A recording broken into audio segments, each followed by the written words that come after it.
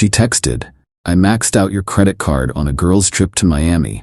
You make enough." I responded, "Glad you had fun."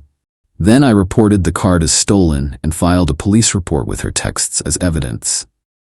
When 2 detectives showed up at her workplace, original Post 5 mail got the text at 11:15 a.m. on a Monday while I was in a budget meeting at work. My girlfriend Brianna, 29, had borrowed my backup credit card for emergencies when she started her new job 3 months ago. We'd been together 2 years, living together for the last 8 months in my condo. The text, "Hey babe, had the best weekend in Miami with the girls. Maxed out the card but you make enough lol. Love you." Attached were photos, bottle service at some club, designer shopping bags, first-class plane seats, her and 3 friends popping champagne on a yacht. I stared at my phone under the conference table. The card had a $15,000 limit, my emergency card, for actual emergencies. My response, "Glad you had fun." She sent back heart emojis and, "You're the best." I excused myself from the meeting, went to my office, and pulled up the credit card app.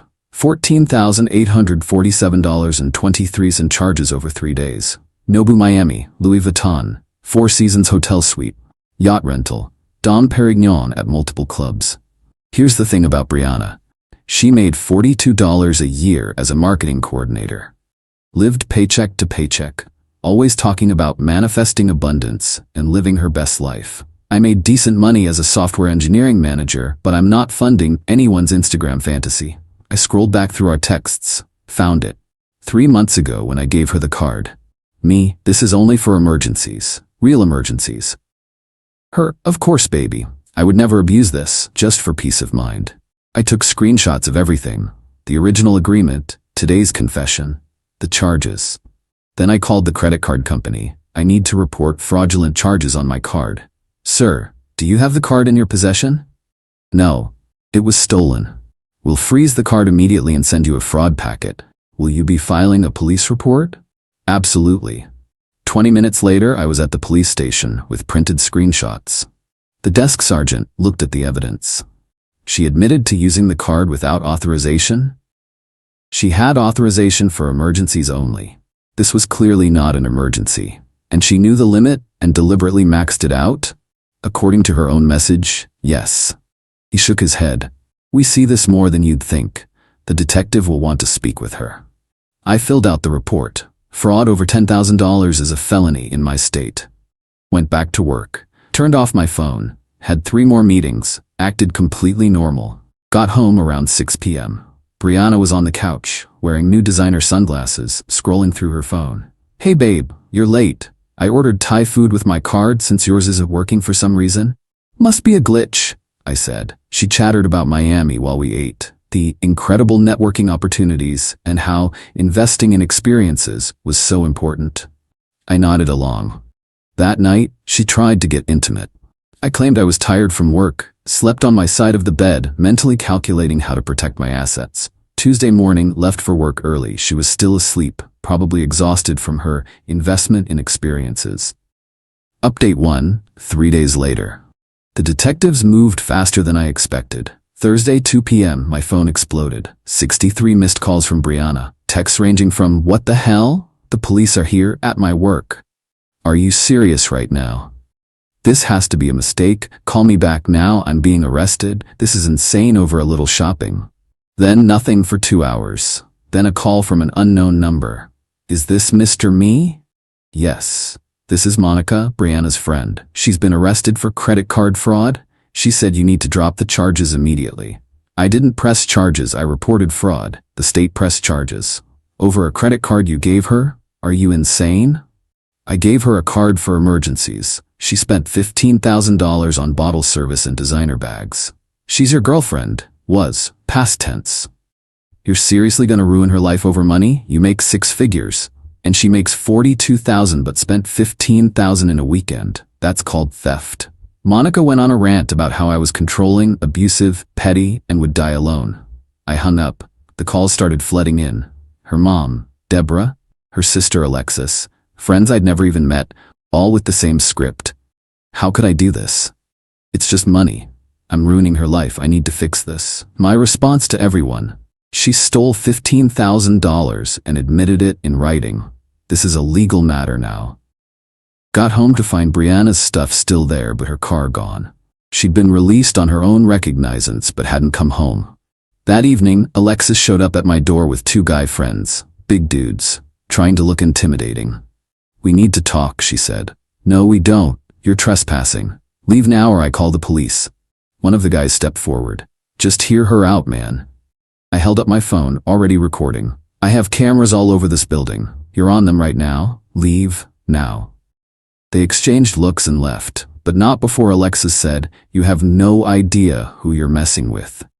I deadbolted the door and called my lawyer buddy Tom. "I need a restraining order and an eviction notice drafted." "What's the lease situation?" "She's not on it. Month-to-month tenant at best. I'll have both ready tomorrow." That night I installed an extra door camera and changed my door code, moved her stuff into boxes in the living room, found a notebook while packing. She'd written manifestation goals on the cover. Inside, vacation to Miami, check. Get Brandon to pay off my student loans. My name is Brandon. Move into a luxury apartment. Convince B to propose by end of year. I photographed every page. Update 2, 1 week later. Brianna tried the emotional manipulation route hard. She showed up Sunday morning looking deliberately disheveled. No makeup, messy hair, sweatpants, crying before I even opened the door. "Please, Brandon, please, I'm sorry, I got carried away. I'll pay it all back." "How? You make $42 a year and have $30 in student loans. I'll get a second job. I'll sell my stuff. Please don't let them prosecute me. I could go to prison over a mistake." Stealing $15,000 isn't a mistake, it's a crime. "I didn't steal it. You gave me the card. For emergencies. You knew that. You admitted knowing that in your text." She switched tactics. "I've been so depressed. The pressure from social media. Everyone's living these amazing lives and I just wanted to feel special for once. I think I need therapy, not jail." "You can get therapy. Jail has counselors. How can you be so cold? We lived together. We talked about marriage." "You talked about marriage. Specifically, about me proposing by year's end according to your manifestation journal." Her face went white. "You went through my stuff? While packing it. It's in boxes by the door. You have 72 hours to get it per the eviction notice." She lost it. Full screaming meltdown on my doorstep. "You're a monster, a petty, vindictive monster. I hope you die alone. No woman will ever love you." The neighbors came out. I stayed calm, recording everything on my phone. "Brianna, you need to leave. The restraining order paperwork is filed. If you don't leave, I'll call the police." "Call them. Tell them how you're ruining my life over nothing." Mrs. Patterson from next door piped up. "Honey, you just admitted to stealing his credit card on his doorstep camera. You should probably stop talking." Brianna spun around.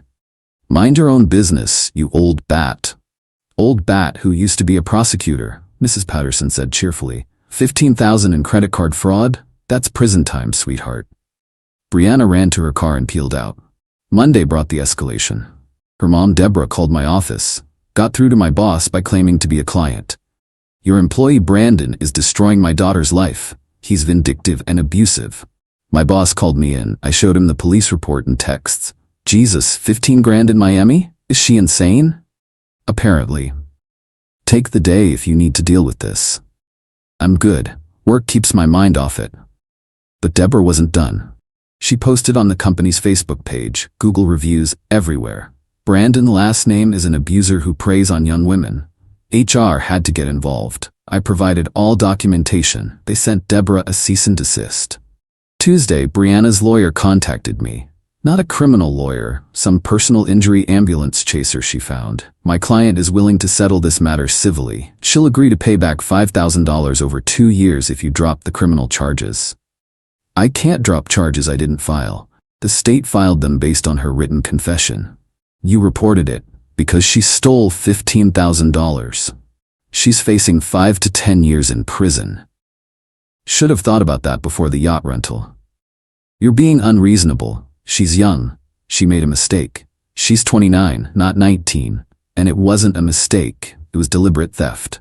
He tried several more angles. I hung up. Wednesday, the real entertainment started. Brianna went on social media with her version of events. "My controlling ex-boyfriend is trying to destroy my life. I used a credit card he gave me and now he's having me arrested. This is what happens when you date insecure men who can't handle successful women living their dreams. Abuser, narcissistic abuse, toxic masculinity. The comments were mixed. Her friends rallied around her, but then someone asked, "How much did you charge?" She didn't answer. Someone else found the public arrest record. $15,000? Girl. The tide turned fast. People started calling her out. She deleted the post, but screenshots were already circulating. Update 3, 2 weeks later. The preliminary hearing was yesterday. Brianna showed up in a suit that was obviously new, probably borrowed from Alexis, trying to look professional and remorseful. The prosecutor laid out the case. Defendant was given a credit card for emergencies only. Text evidence shows she understood this limitation. Defendant spent $14,847.23 on luxury goods and services. Defendant admitted via text to maxing out the card. Defendant showed no remorse, saying victim makes enough. Brianna's public defender tried arguing she had implied permission to use the card. The judge looked at the texts. "Miss Rodriguez, did you write maxed out the card but you make enough lol?" "Yes, but..." "Did Mr. Me give you permission to spend $15,000? "Not explicitly, but it's a yes or no question." "No." "Did you believe this was an emergency expense?" "I was having a mental health crisis." "A mental health crisis that required bottle service and Louis Vuitton?" Her lawyer whispered frantically in her ear. The judge continued, "I'm moving this forward to trial." Bail continued on personal recognizance. "Miss Rodriguez, you might want to consider a plea deal." Outside the courthouse, Deborah was waiting with a gaggle of Brianna's friends. They tried to approach me. My lawyer, hired him officially now, stepped between us. "No contact. There's a restraining order." Deborah shouted over him. "You're destroying her future. She'll lose her job. She'll have a record over money you can afford to lose." My lawyer responded calmly. "Ma'am, your daughter stole $15,000. The victim's income is irrelevant to the crime." One of Brianna's friends, Jessica, yelled, "She was just trying to live a little. He's acting like she murdered someone." My lawyer, "Felony theft is a serious crime. Perhaps your friend should have considered that before committing it." We walked away to a chorus of profanity. That afternoon, I got a call from Tom, lawyer buddy, not my official lawyer. "Heads up, Brianna's been fired." "What? How do you know?"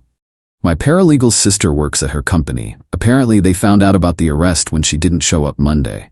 Then they found she'd been expense reporting personal lunches as client meetings. She was stealing from her job too?" "Small amounts, but yeah, they're not pressing charges, just terminating with cause. No unemployment." Jesus. Gets better. Remember the yacht rental? She put it on the card but told her friends you were paying. They're now expecting her to pay them back for their shares. How much? About $3,000. They're threatening small claims court. I couldn't help but laugh. The house of cards was collapsing. Thursday, Brianna tried one last manipulation. She had Alexis text me. New number got around the block. "Bree tried to hurt herself. She's in the hospital. This is on you." I didn't respond, but I did call the hospital.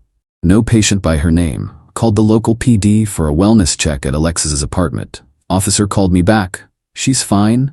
Watching Netflix." Seemed confused about why we were there. I forwarded that information to my lawyer to add to the harassment documentation. Update 4, 1 month later. The plea deal negotiations were something. Brianna's public defender reached out to the prosecutor. She was willing to plead to a misdemeanor with community service. Prosecutor laughed. Counteroffer: plead guilty to felony theft, 2 years probation, full restitution, 200 hours community service. She refused. Wanted to go to trial. Her lawyer tried to talk sense into her. Meanwhile, the civil lawsuit from the credit card company hit. They wanted their $14,847.23 back, plus interest, plus legal fees. She was served at Alexis's apartment. Alexis called me from yet another new number. "You need to stop this. Bree can't handle it. She's talking about leaving the country." That would violate her bail conditions. "She's desperate. Just tell them you gave her permission." That would be perjury. "You're such a piece of shit. You have the money. Had. Past tense. Spent it on a lawyer to deal with your family's harassment." She hung up. Next day, Brianna did something spectacularly stupid. She went on a podcast, some small empowerment podcast hosted by her friend Nicole. titled When Love Turns to Legal Warfare, My Story. She told her version for 45 minutes, how I was controlling, how I financially abused her by making her feel bad about not earning as much, how the Miami trip was her reclaiming her power, how I was weaponizing the legal system. Then Nicole asked, "But did you have permission to use the card for the trip?" Brianna paused. "He gave me the card. That's permission. For anything." "Well," he said, "emergencies, but self-care is an emergency. Mental health is health." "So you didn't have explicit permission for the Miami trip?" "Nicole, whose side are you on? I'm just trying to understand. I'm done with this interview." She stormed off. The podcast went viral in our local area. The prosecutor added it to evidence. Her public defender dropped her, said she was actively harming her own defense. She had to get another one. The Instagram influencer lifestyle she was trying to portray crumbled fast. The friends from Miami distanced themselves. The yacht rental company was pursuing her for additional damages. Apparently, there was champagne damage to the deck. Even her manifestation coach, yes, she paid someone for that, dropped her as a client. But the best part? Remember those designer items she bought? She tried to return them. Stores wouldn't take them back because she'd worn them and posted photos. She tried selling them online. Listed a $3,000 Louis Vuitton bag for $2,800. Someone commented, "Isn't this the bag you stole with your ex's credit card?" The listing got reported and removed. Update 5, 6 weeks later, trial got scheduled for next month, but Brianna finally cracked. Her new lawyer, a tired-looking public defender named Mr. Fredericks, called mine. She wants to take the plea, any plea. She can't do this anymore. The final deal, guilty plea to felony theft, 3 years probation, $14,847.23 restitution to the credit card company, 300 hours community service, felony reduced to misdemeanor after successful completion of probation. She had to allocute, admit in detail what she did in court. Standing there in front of the judge, her family, and a half-full courtroom, she had to say, "I used a credit card that wasn't mine to make unauthorized purchases totaling $14,847.23. I knew I didn't have permission for these purchases.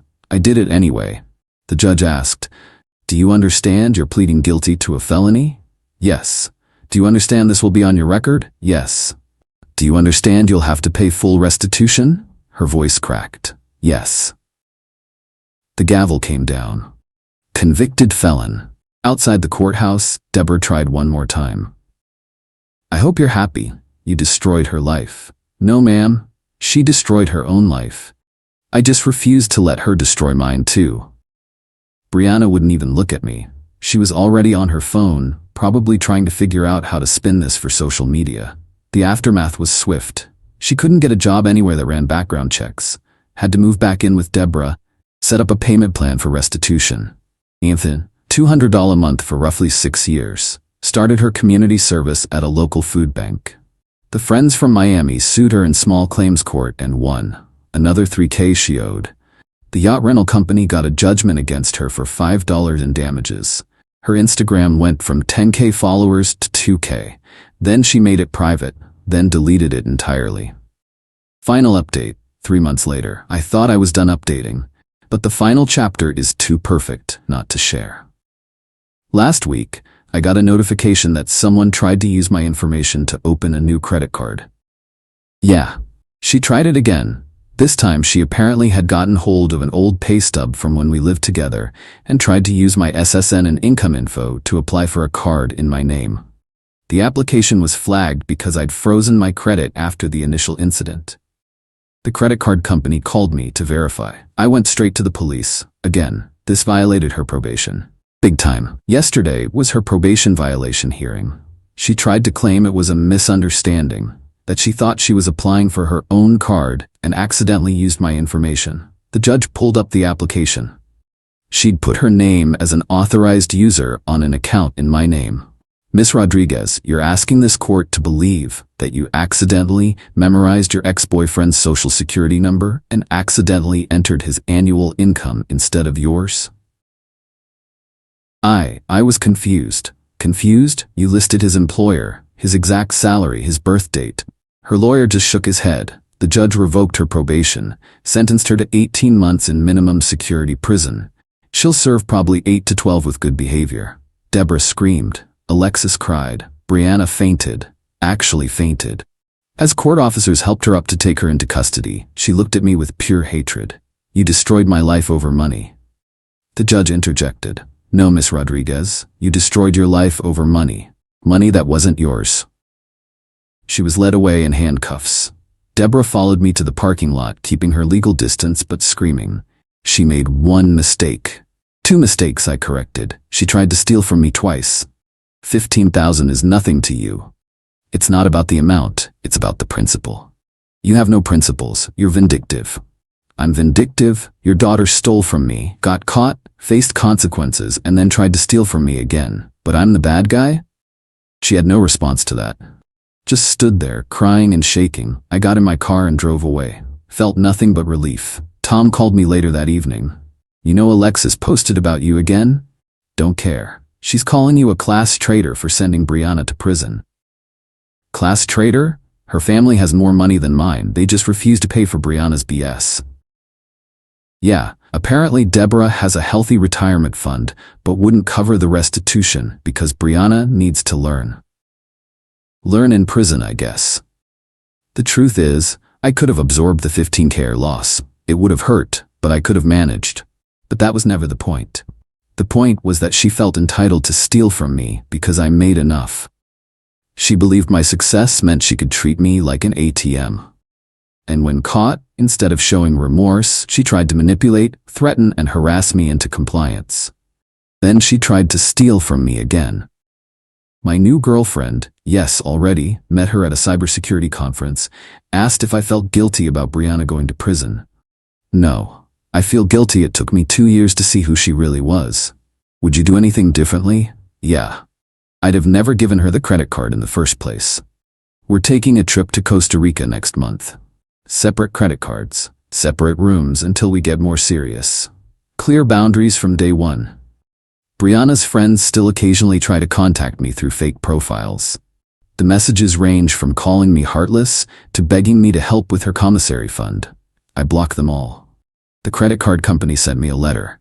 They're pursuing the criminal restitution through the court. I'll probably never see that money again, but that's fine. The 15K was worth the education. Expensive lesson, but learned. When someone shows you who they are, believe them. Entitlement doesn't go away, it escalates. You make enough is code for, I deserve your money. Never, ever give someone access to your finances unless you're married, and even then, be careful. Document everything. To those saying I went too far, she stole $15,000, admitted it, showed no remorse, and then tried to steal more while on probation.